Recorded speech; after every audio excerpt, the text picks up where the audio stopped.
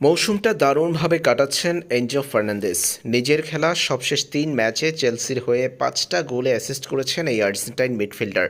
Enzo Fernandez সবশেষ ৩ ম্যাচে করেছেন ৫ অ্যাসিস্ট। আজ লেস্টার সিটির বিপক্ষে চেলসির জয়ও অ্যাসিস্টের পাশাপাশি গোল করেছেন এই আর্জেন্টাইন তারকা।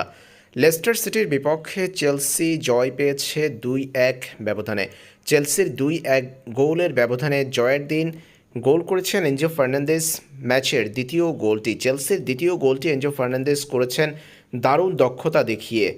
মাঝমাঠ থেকে বল পেয়ে সেই বল প্রতিপক্ষের ডিবক্সে বাড়িয়ে দিয়েছেন কোকেরেলের সেই বলটি শুরুতে হেড দিয়ে জালে প্রবেশ করানোর চেষ্টা করেছিলেন জ্যাকসন, তবে তার বল রুখে দিয়েছে প্রতিপক্ষ লেস্টারের গোলরক্ষক। আর সেই বল উড়ে আসে এনজো ফার্নান্দেজের দিকে। ফার্নান্দেজ বলটার মুভমেন্ট বুঝে শূন্যে ভেসে হেডে জালে প্রবেশ করিয়েছেন। মৌসুমে নিজের প্রথম গোলের দেখা পেয়েছেন এই আর্জেন্টাইন তারকা। ১ গোল ১ অ্যাসিস্টে চেলসিকে জিতিয়েছেন এনজো।